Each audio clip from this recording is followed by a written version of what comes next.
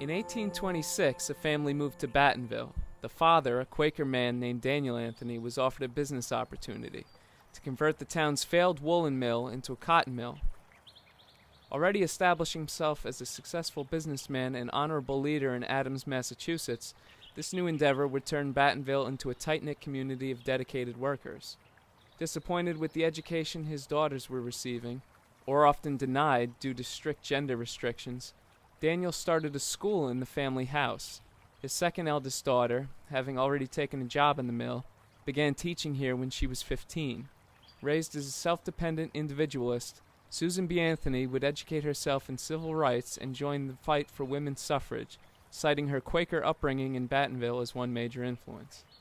In 1906, Susan wrote to Reverend J.D. Walsh, reflecting on a photograph of her Battenville home.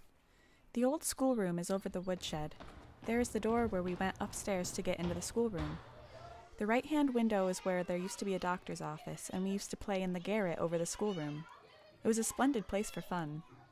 This is where my sister Gilma McLean, sister Hannah Mosher, and brother Daniel and I received the best of our education. I should like to go about Battenville with you or someone who remembers all the incidents of these old times. The slate roof, the only one in Battenville at the time, is now just as perfect as the day it was put on 73 years ago.